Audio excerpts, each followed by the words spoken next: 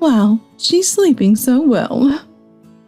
In the parking lot of the shopping mall, my mother-in-law Hillary parked the car and muttered as she looked at my daughter Mary sleeping in the back seat.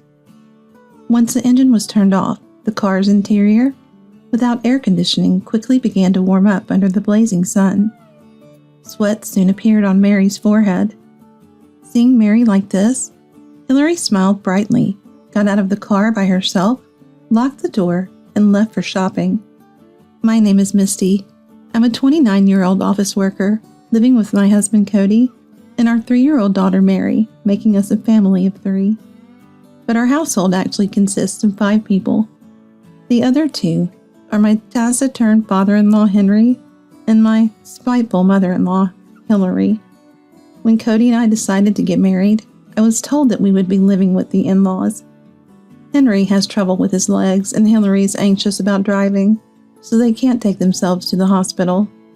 Because of this, Cody has always lived at home, even before we were married, and I admired Cody's thoughtfulness towards his parents. I also had no objections of living with the in-laws since I had lived with my grandpa and grandma when I was young. However, after years of this arrangement, I realized I had been too optimistic. Hillary is extremely short-tempered, stingy, and on top of that, she indulges in spiteful meanness like no other old woman. At least the grandma I lived with wasn't like this. I don't know how she was with my mom when I wasn't around, but I think they got along well on the surface. So I never imagined the battles between daughters-in-law and mothers-in-law I saw in dramas and documentaries were real. I just thought they were overblown. But Hillary shattered that notion. Her harassment show started from the first day we lived together. Once you step into my house, you follow my rules. That was Hillary's motto, and she assigned me all sorts of household chores. From preparing meals 3 times a day to cleaning the entire house, doing the laundry, gardening, and even washing the car. If I made any mistakes, it would lead to more trouble later, so I always watched and mimicked Hillary's way of doing things. On the other hand, when I did chores alone, she would stop whatever she was doing to stand behind me menacingly, watching my every move. Since we spent so much time together, Cody would say, "I'm happy to see how well Mom and you are getting along." This would make both of us grimace. Being worked to the bone by Hillary and going out frequently, I became acquainted with the neighbors. "Hillary can be so strict. It must be tough for you, right?" Who would sympathize? I learned that Hillary was somewhat of a notorious curmudgeon in the area, and that Cody's previous girlfriends had all been tormented by her. Cody was fairly popular and good-looking, but Hillary's nagging kept women at bay. I was oblivious to all this and felt almost despair when I first heard about it. Cody and I were having a smooth marriage, and Henry, though not much of a talker, was a gentle man. Hillary was my only problem. I thought if I could just endure her, we could have peaceful days. Everything changed when Hillary found out I was pregnant. Her eyes sparkled for a moment, but as soon as she learned it was a girl, Hillary's face turned visibly sour. "A girl? She'll just get married and leave someday. There's no point in raising her. Well, nothing can be done now. You should hurry up and have a boy." I was alone with her when she said this, and I couldn't help but get angry. Every child is precious, no matter who they are. It saddens me to hear you say such things. Besides, we don't have a family business to pass on, so there's no need for that, right? To which she replied, "Our family has been landowners for generations. The family name is special, and it would be troublesome if it were to end." She scolded me for selfish reasons. Honestly, I didn't marry Cody for his family background, and Cody himself doesn't seem to care about that. On the contrary, he talks about our daughter's future every day, so he must be looking forward to having a girl. But Hillary wouldn't show her son such a demanding side. She always says in the shadows, "Have a son." That's why she's so insidious. Her attitude didn't change even after Mary was born. In front of Cody and Henry, she always pretended to dote on Mary.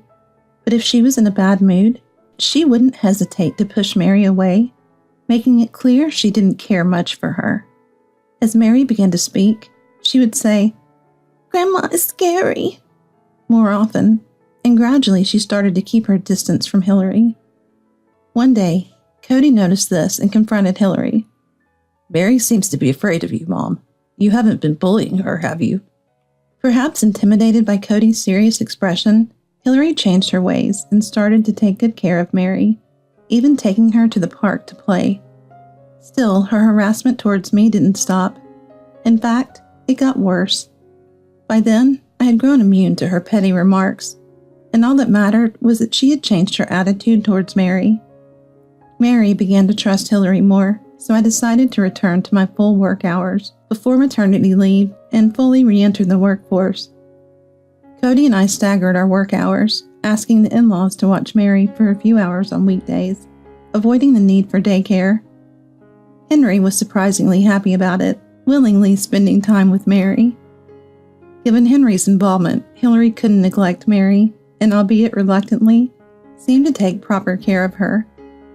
However, one weekend morning, I was hit with a work emergency and had to go in.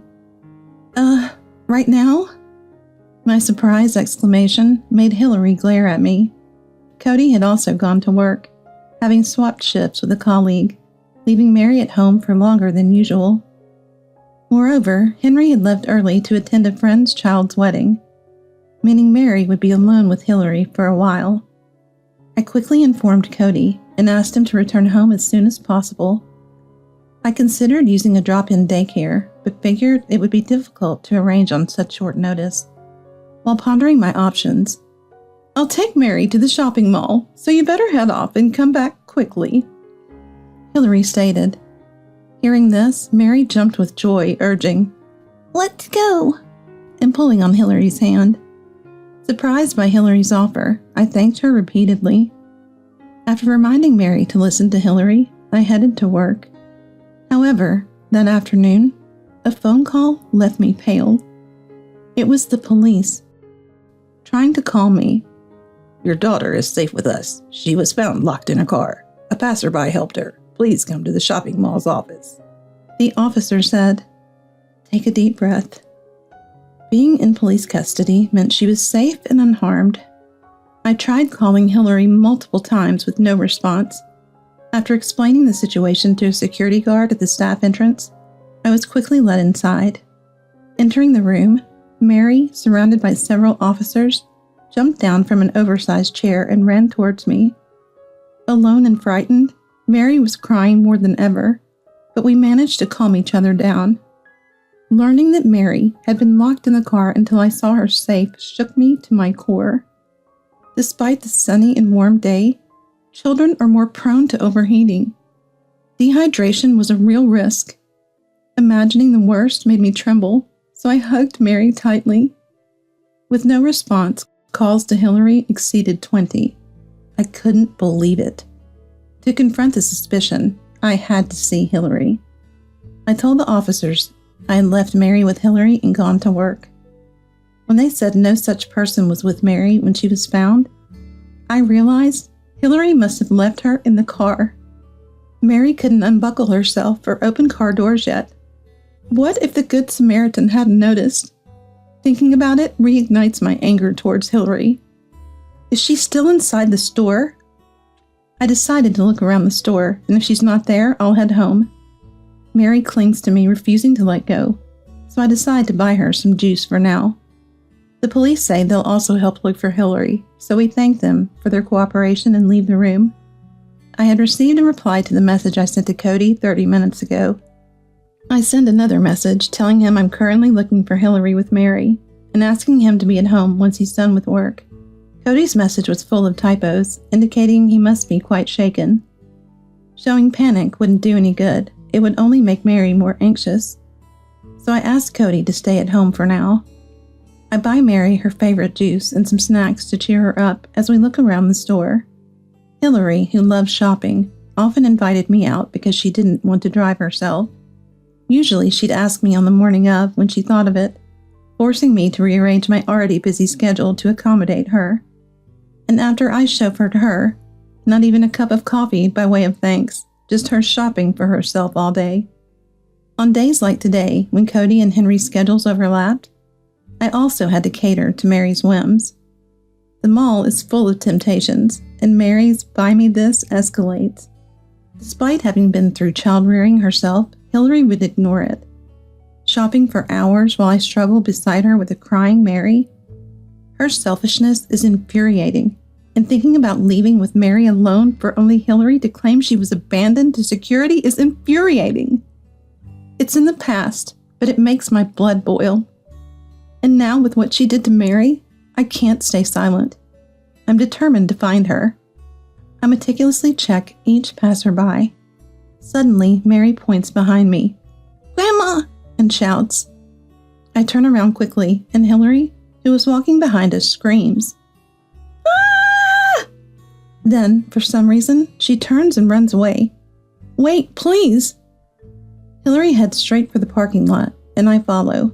Luckily, the weekend crowd ensures she doesn't get far. As we pass through the automatic doors and see Hillary's car in a section of the parking garage, something is clearly wrong. "What is this?" The rear seat window is shattered into pieces. "You did this, didn't you?" Hillary confronts me, pushing me on the shoulder. "It wasn't me." I'm furious and stand my ground against Hillary. "Who else could it be? What about this car now? Pay for it immediately." "It's your fault for leaving Mary alone in the first place. She's only 3 years old. You know there have been cases where children left in cars have died, don't you? Did you intend to kill Mary?" I retort fiercely. Perhaps taken aback by my usual compliance, there's a pause. Soon we gather a crowd of onlookers. Realizing this, Hillary gets into the car with the broken window. "I'll remember this when we get home. You're definitely paying for this." With those parting words, she drives off hastily, and the broken glass falls, and I worry about safety. "Stop right there." The police officer who'd been talking to me earlier stops Hillary's car. While running, the called police officer arrived a bit out of breath, hurrying over. Hillary turned pale at the sight of the police, her previous bravado gone, obediently following their instructions. After parking the car back in its original spot, Hillary, surrounded by several officers, was led through the back door. "We'd like Mary and Misty to come along too," they said, so we followed. In the same pipe chair where Mary had sat hours earlier, now Hillary was seated. Mary, now fully reassured, fell asleep in my arms. "Why did you leave Mary alone in the car?" One of the officers pressed Hillary with a stern voice. However, Hillary retorted even more harshly. "More importantly, someone smashed my car window. That's vandalism, isn't it? You're the police, so catch the predator. It must be this woman." She pointed sharply at me, glaring. "The window was not broken by Misty. Another patron happened to see Mary locked in the car and broke the window to rescue her. When parking and entering the mall, someone happened to pass by your car and noticed Mary's faint crying. That person broke the window, rescued Mary, and immediately notified us. Based on Mary's body temperature, she hadn't been locked in for too long, which allowed us to respond quickly. We found something with Misty's name among Mary's belongings, so we could contact Misty right away." I nodded vigorously, holding back tears that threatened to spill. Thinking what could have happened to Mary if that person hadn't been there made me tremble again. But Hillary's attitude remained unchanged even after hearing the explanation. I often shop alone, so I forgot I had Mary with me. I realized it as soon as I entered the store, so I was going back when I saw this woman holding Mary, assuming she had broken the window." Ignoring Hillary's blatant lie, the police countered. "But Hillary, your car's dash cam recorded you checking on Mary sleeping in the back seat, then covering the windows so she couldn't be seen from the outside." "Why would you look at that? That's an invasion of privacy. You can't do that even if you are the police." Hillary banged on the desk enraged. Mary woke up from the noise, so I left the room with her. Hillary's screams were clearly audible even through the thick door. The dashcam also showed Hillary softly telling Mary to sleep tight. With the evidence so clear, Hillary couldn't escape her guilt. Pressed by the officers, Hillary reached her breaking point. "It's all because that woman had a daughter. I thought if Mary was gone, she would have a boy next." And confessed. This was relayed to me by the officers later. By then, I had already left the scene, because Mary became fussy upon waking. To a parent, nothing is more unbearable than seeing their child mistreated. Had I heard Hillary's comment directly, I might have attacked her right in front of the police. Unfortunately, that didn't happen, because Hillary was taken to the police station. Cody and Henry informed me of the situation, went to hear the details later. Hillary was charged with child endangerment and arrested.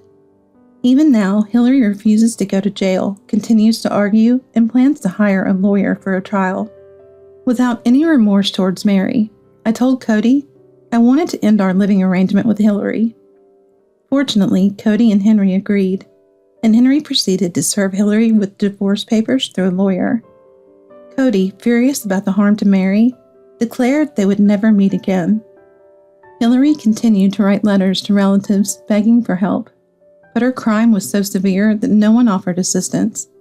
Likely, she'll spend her remaining years alone after release. The incident became neighborhood gossip, prompting us to move. "I'm sorry for burdening you." Henry, apologizing for the inconvenience, offered his savings to cover our moving expenses. We sold our home, and Henry decided to live alone near our new place. "From now on, I'll take it easy, thinking of it as a new life." Henry's expression seemed somewhat joyful. About half a year later, when our lives had stabilized, we discovered we were expecting our second child. The relief of being freed from the stress of living with Hillary must have played a part. Ironically, it was a boy, the grandson Hillary had longed for.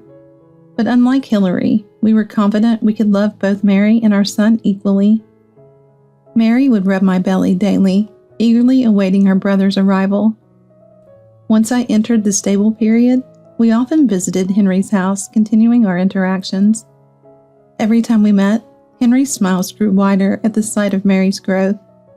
Despite everything with Hillary, she had been Henry's wife for many years, so he must have had his moments of sadness. We wanted to support each other more than ever and build a happy family. "Hey, how long does it take just to buy some meat?" Mother-in-law Savannah, as I expected, had been waiting for me to come back from buying meat. "Sorry, I couldn't find any good meat." "Not any? Just come home already. Gregory is with you, isn't he?" I said in a light tone, as if it was nothing. "Going back is a bit impossible." "Huh? Just come back quickly, whatever it is." No, it's impossible." Savannah on the phone sounded flustered. "Savannah, you were the one who said not to come back until I bought the meat." "My name is Mabel. I'm a 25-year-old office worker. I live in New York, cohabitating with my boyfriend Gregory, who is the same age. Gregory and I met in college, in the same club, and have been dating for 5 years. After getting used to our jobs beyond the new graduate phase, Gregory proposed and we got engaged. We were planning to get married this spring. We had talked about visiting our parents' homes for a family meeting before the wedding, but both our homes are quite far from New York. The distance makes a day trip difficult, so it seems we will have to stay overnight, but Gregory has made no moves. Hey, shouldn't we decide on a date for the family meeting soon? Your home is closer, and we can make it if we match our leaves, right? Yeah, not right now. No matter how many times I try to set a date, Gregory skillfully avoids it and nothing progresses. If we don't have a family meeting, we can't submit the marriage application. But does Gregory not want to marry me? When I casually asked Gregory, "I don't really want to see Mom," he said, without going into much detail. Thinking about it, Gregory had never seemed to go back home since college. Even when I went home for Christmas vacation, Gregory spent Christmas alone in his apartment, and I, worried, often asked him, "Isn't it okay for you to go home?" Every time Gregory would say, "I'm not on good terms with Mom," or, "If I go back, I won't be able to return to college again," saying some dangerous things. I haven't actually met Gregory's mom, Savannah, but from what Gregory tells me, I don't have a very good image of her. However, avoiding Savannah forever isn't an option if we're getting married. Savannah will become my mother-in-law, and Gregory's home will become my in-law's home. I don't need to be seen as a good daughter-in-law, but I'd rather not cause any trouble that would hinder our marriage. Why don't we go to my parents' house first? It's a bit far, but it'll be easier on you than going to your house, right? Gregory seemed a bit hesitant and thoughtful about my suggestion. If he said he didn't want to visit my home either, marriage would seem impossible. But fortunately, Gregory nodded. Let's do that. My home can wait a bit longer. Then it's settled. I'll match my holiday to yours. Gregory, seemingly very reluctant to meet his in-laws, suggested postponing it. I quickly settled the conversation before Gregory changes his mind and informed my parents we'll be coming home soon for a family meeting. When we finally visit my home after a long time, my parents warmly welcome us. Both Gregory and I were unnaturally nervous about attending the family meeting, but my parents didn't let it show at all. They fussed over Gregory as if he had always been their child. The family meeting was quickly over, and the topic shifted to Gregory's family. Gregory visibly darkened. Wondering if it was a topic we shouldn't have brought up, I look at him for cues. Gregory, doesn't seem to get along with Savannah much. Is that so? Did you have the family meeting? Did you go? Seeing the look we exchanged, Mom also looked disheartened. I just hope you won't have to face any harassment from her as a daughter-in-law. Mom seemed to be concerned about me after the marriage. It's okay, we're not going to live close by, and it doesn't seem like we'll see each other that much. Is that so? Gregory, please make sure to take care of Mabel, Mom said, emphasizing to Gregory. Gregory nodded with a smile, but his hand gripping the mobile phone under the table was trembling slightly. The conversation flowed on, and we talked about various things. When we mentioned that we were planning to stay overnight at a nearby hotel before returning, my parents invited us to dinner. Since we had booked a room-only plan without meals, I happily accepted their offer. After speaking to Mom, I glanced at Gregory's face, which was tense and stiff. Gregory, do you not want to? What do you mean? Don't you want to eat here? It's not that I don't want to, but it's just a bit. Gregory gave a non-committal response. He seemed not to be listening to the conversation with my parents, lost in thought. As Gregory was preoccupied with his mobile phone, my phone suddenly vibrated. It was an unknown number. Hesitant at first, I picked up the call after seeing Gregory intently looking at the number displayed on my screen. Hello? Mabel. Gregory has always been under your care. Hearing the voice from the speaker, a look of disgust crossed Gregory's face. I realized then that the caller was Savannah. I've always been under Gregory's care as well. That's not what I'm calling about. You're at your parents' house now, aren't you? How do you know that? I looked at Gregory in surprise, but he just shrugged, indicating he didn't know either. Can you come back soon? Why didn't you come to my house first? Is there something you're hiding? Savannah laughed mockingly over the phone, as if looking down on me. I'll be sure to visit your place soon for greetings, I replied, carefully choosing my words, to avoid provoking Savannah. Is that all you wanted to talk about? We have plans to dine with my parents. My goodness, planning to feed my child dirty food? Foods full of additives are not suitable for my child. Bring Gregory back home immediately. Savannah yelled hysterically.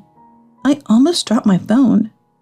So forceful was her tirade, my parents looked over worriedly. It seemed impossible to convince Savannah. Please calm down. We will visit you for greetings. I made a one-sided promise to Savannah, who wasn't listening, and hung up forcefully. Gregory sighed upon seeing my face. I hadn't told you, but during a business trip recently, I accidentally met Mom. We had to eat together because I left my bag and went to the bathroom, and probably then she got your number and the location tracking app. Location tracking app? It seems she could see our movements, but it's okay now. I've deleted it. Hearing Gregory's words, my parents were speechless. Such overprotectiveness. Monitoring her adult son's whereabouts and trying to keep him close. I shivered at the intensity of Savannah's attachment. Now I understand why Gregory was reluctant to meet Savannah. So, is it okay to serve dinner? Mom, who had been watching the situation, hesitantly asked Gregory. Yes, please. I'm sorry for the trouble. Gregory seemed to force a smile. As Mom disappeared into the kitchen, Gregory quietly muttered, I don't want to go home. I wanted to be considerate of Gregory's feelings, but we couldn't marry without having a family meeting. We don't have to stay long, but we at least need to have a family meeting. That's true. Gregory looked down, still not wanting to go, but I managed to soothe him and set a date to visit his family. I was prepared to persuade them to approve of our marriage if necessary. While eating the dinner prepared by my parents, I pondered over the preparations for visiting Gregory's family. Gregory was in a terrible mood. There was hardly any conversation on the flight there. When I asked about what Savannah might like as a gift, he consistently claimed not to know. All I can do is pray for this family meeting to end quickly. Upon arriving at Gregory's family home after a combination of flights and bus rides, Savannah was already standing at the entrance waiting for our arrival. Dressed in a branded dress, Savannah's face lit up at the sight of Gregory. I've missed you, Gregory. Have you been well? Not catching a cold, I hope. Savannah touched him all over, as if to confirm his presence. It seemed like she didn't even notice me. When I hesitantly spoke up, Savannah finally turned her face towards me. She assessed me from head to toe. You must be Mabel. Quite plain, aren't you? That skirt is also in poor taste. I had specially bought a chic skirt for the greeting, but it didn't seem to meet Savannah's approval. She rudely tugged at the sleeve of my blouse and dismissed it as bad taste. The gift I brought was accepted, but was thrown into the trash as soon as we reached the living room. Gregory, with a sour face, picked up the discarded gift. I'm sorry, but we don't have the habit of eating such cheap stuff here. Gregory was about to open the sweets, but I hurriedly stopped him, fearing another complaint about additives. The tea and cake Savannah prepared had no portion for me, while Gregory's front was filled with seemingly healthy homemade sweets. Gregory didn't react to anything Savannah said. The air was awkward and heavy. Gregory barely touched the snacks prepared by Savannah. I intervened to hold a formal family meeting. Only then did Gregory speak a bit to Savannah, but once the meeting ended, he became as still as a statue again. How about steak for dinner? Gregory's favorite, right? You'll stay for dinner, won't you? Though we had planned to leave before dinner, Savannah's pressure made us awkwardly nod. For the first time, Savannah spoke to me without sarcasm. That being the case, could you go buy some meat? I only feed Gregory the finest, so make sure you order correctly. Okay. Savannah continued cheerfully. I'll teach you how to make dishes that Gregory will like. After all, he probably can't stand to eat what you cook. Gregory has never left my cooking untouched during our cohabitation. However, it seemed there was no benefit in boasting that fact. Just as I was about to follow her directive, Gregory quietly muttered, Mabel's cooking is better than Mom's. The atmosphere froze. Savannah, taken aback by Gregory's unexpected blow, trembled with anger. That comment was enough to wound Savannah's pride. With her face flushed, Savannah dragged me up and pushed me out the door with all her might. Don't step on our property until you've bought the meat. I'll have a long talk with Gregory. The door was slammed shut in front of me, and I heard the sound of a heavy lock, effectively locking me out of the in-laws' house. Yet I wasn't the least bit disheartened. I was worried about Gregory, but if he had the courage to stand up to Savannah, he would be fine. Without looking back at the in-laws' house, I started walking towards the city center. Mabel! I heard my name called from a distance. Turning around, I saw Gregory running towards me. Once he reached me, he stopped to catch his breath. Are you okay? Yeah, I said if they're going to insult you, I'm not coming back, and I stormed out. Gregory asked, What about the meat? But I shook my head. I haven't bought it yet. We don't need to buy it. We're not going back there anyway. Forgetting what happened at the in-laws, our mood had already shifted toward sightseeing. Originally, the plan was to go sightseeing immediately after the family meeting, but we hadn't expected to start enjoying our time so early. Savannah must be waiting for me to buy the meat and return with Gregory, but we're not going back. I muttered to myself and decided to take a leisurely tour of Gregory's hometown. As we visited places like the park Gregory used to go to when he was in elementary school, my mobile phone received dozens of calls, all from Savannah's number. Fed up with the incessant ringing, I reluctantly answered the phone. "Hey, how long does it take just to buy some meat?" As expected, Savannah had been waiting for me to buy the meat in return. "Sorry, I couldn't find any good meat." "Not any? Just come back already. Gregory is with you, isn't he?" I replied in a nonchalant tone. "Coming back is a bit impossible." "Huh? Just come back quickly, whatever." No, it's impossible." Savannah sounded flustered on the phone. "Savannah, you were the one who said not to come back until I've bought the meat." Indeed, Savannah had said that. "Don't step on our property until you've bought the meat." I was faithfully following Savannah's instruction. "I'm just following your orders, Savannah. Don't you think I'm being a good daughter-in-law?" Savannah was at a loss for words. "Take that back. Come back right now." As I hesitated on how to respond, my mobile phone was taken from my hand. Gregory, who had returned at some point, was holding my phone. "Like I said before, if you insult Mabel, we're not coming back. Besides, Mabel's cooking is perfect. Actually, Mom, you should learn from Mabel." With that, Gregory handed back the phone to me. The call was still connected, so I carefully listened for Savannah's reaction. Savannah was clearly shaken, rejected by her beloved son. "Hey, Mabel, can we just talk?" Savannah's voice softened, desperately trying to win me over. Looking at Gregory, he seemed to have lost all interest in Savannah, and was happily searching for our next destination. I respect Gregory's wishes. If he doesn't want to meet you, Savannah, I don't want to either. "Wait just a minute, Mabel." I hung up the phone as if shaking off Savannah's obsession with Gregory.